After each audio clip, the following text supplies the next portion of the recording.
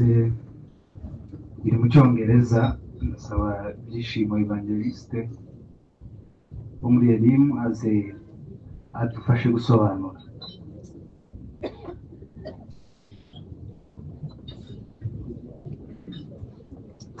Cyangwa niba bitwara umwanya turi hano bacu reka ko barasobanura.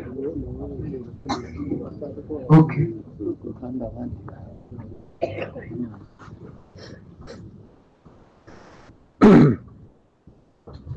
Honoring my father, General Rukunda Michel Makanika, mukubaha umubyeyi wanje General Rukunda Makanika, ladies and gentlemen, bagabo namwe bagore, leaders, elders, bayobozi batware, apostles, bishops, bapotre ndetse n'ababishop, pastors, evangelists, abapasteri n'abavugabutumwa, intercessors, abinginzi and all leaders, ndetse n'abandi bayobozi bose, ministers, ndetse n'abavugabutumwa and other officials. n'abandi bayobozi. I greet you Ndabaramukije in the name of our Lord Jesus Christ. n'izina ry'Umwami wacu Yesu Kristo.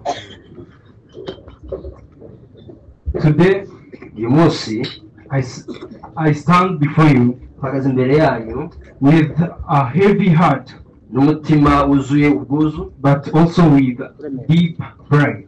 ndetse n'agahinda kenshi, n'umutima wuzuye ishema, With a deep pride.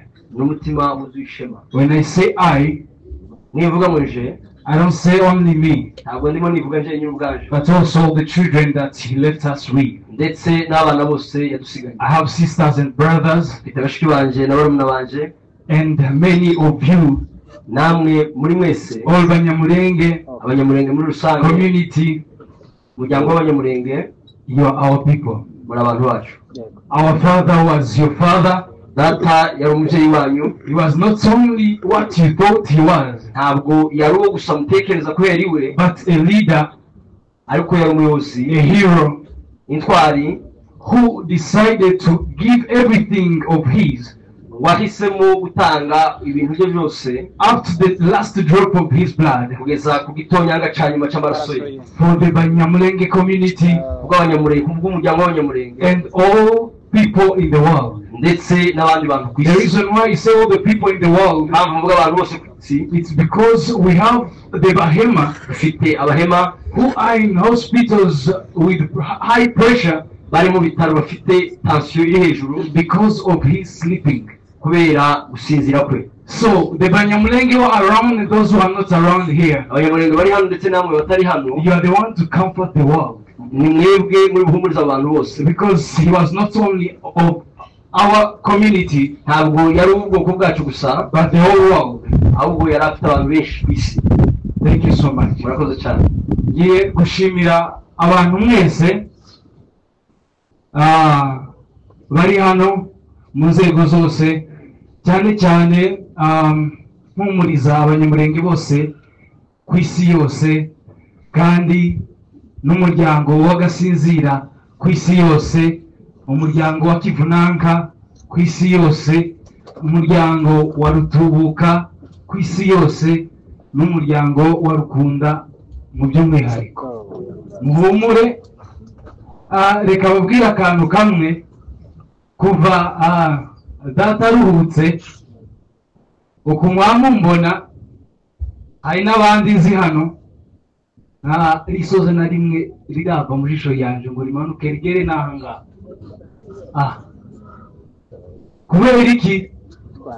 Igihe mbere y'uko aruhuka nari mu cyumba cy'amasengesho, umunsi aruhuka nari mu cyumba cy'amasengesho, na nyuma yaho naraye mu cyumba cy'amasengesho, kuko n'ubundi amakuru nayamenye amazu ashize umunsi, abo twari kumwe badukuriyeho internet kugira ngo tudahungabana, ariko nakirayemo kandi mfite ibyishimo. Apostle Christophe ambwira amakuru, twari kumwe n'abandi bavandimwe, n'undi sister wacu ngo ni bebe wa Muzehe Oscar. Ndabanza mpumurize Muzehe Oscar hano, ari mu bantu bandeze, ni umubyeyi kandi w'imfura mumwubahire icyo wanasifiwe.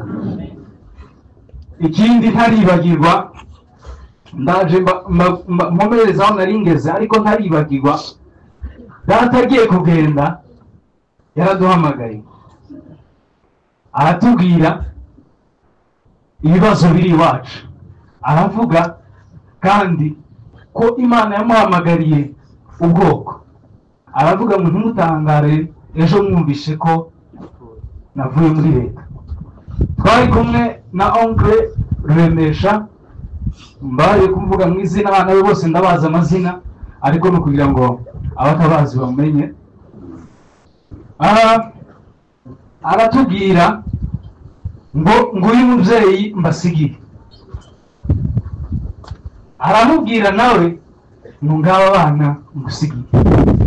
Ikiruta zose aravuga ngo tumenye Imana kandi dusenge.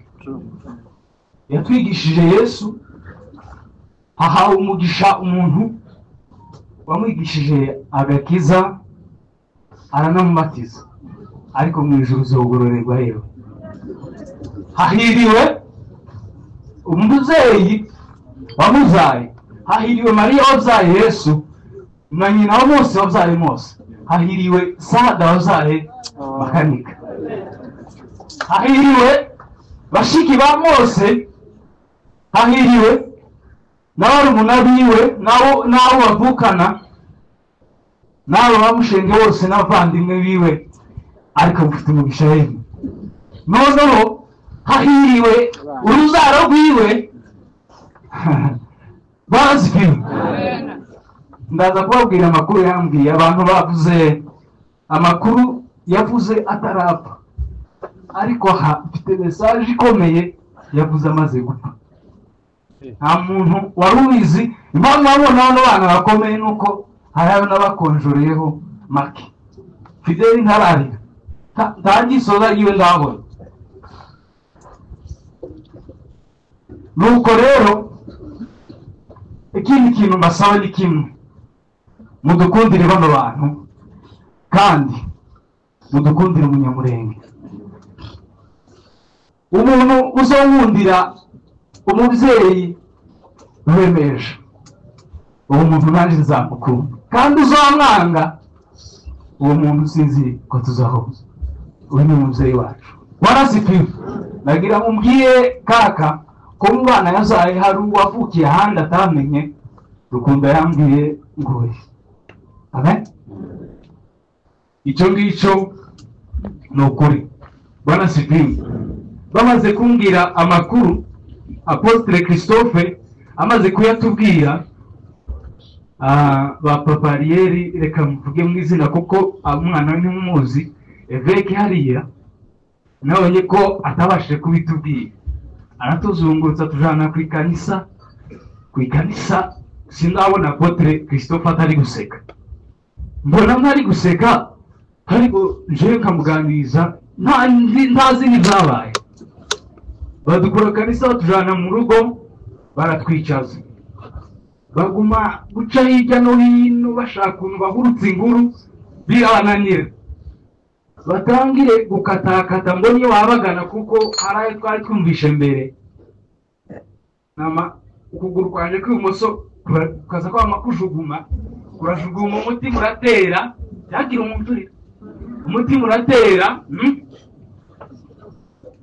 Naba numva ko imbaraga zose zishize, nzamuka aho twasengeraga, mbwira Imana, ndayishima Mana we, ndayishima. Mare kwishima ndabwira ngo inyemeza ikintu kimwe, kw'ibyo yamuhamagariye abishoje, kandi ko aho yari akeneye gutaha mu ijoro yahageze. Muri mesaje iciye mu nzozi, Makanika kagaragara aharabagirana yera, aravuga ngo, ndavuga nk'uwavuga umuntu bwite, ariko ndi kubwira Umunyamurenge wese ngo se nawe ngurarira. Ndavuga ngo wowe ibyabaye ntabyo wamenye. Aravuga ngo ibi Imana yari yaramubwiye na mbere yuko agenda. Imana yamubwiye ngo kizomuhambira ngo kandi iryo rango ngo nta muntu uzoyimunyeganyiza, ngo kandi ngo abanyamurenge ngo kiriya gihugu ngo nta muntu uzongera kubanyeganyeza. Agiye kugenda yavugaga tu message, sizi niba mwaratumvishe, yaravuze ngo tugomba gupfa. Babivuze ngo tugomba gupfa kugira ngo abandi babone agakiza. Buriya nariko nabitekereje nkantekereza ngo ati uko mose yari umuntu ari kureba mu ijuru akavuga ati yewe ko wari kunkopa ibintu byose, ibintu byose ko wari kwigenza nkaho uri kunkopera. Muramba yavuga cyane turacyatara abimbe bari hano kuti turi mu gitaramo, ntabwo turi mu kiriyo. Yarutse kandi ari muri mwebwe, ngo izamugira monima ikomeye ku isi. Ntabwo yambwiye ngo Imana yambwiye izomugira monima ikomeye ku isi. Barasipima akayangana arabagira ni benshi, reka nyerekere aho ngaho. Barasipima mukomere, amen, mushikame. Barasipima turi kumwe n'Imana, kandi uwatabarutse yatabarutse amahoro. Message babwiye nuko yashitse aramahoro, kandi umugambi Imana yari yaramuhaye gusohoza yawusohoje. Amen. Murakoze cyane. Murakoze cyane Remesha.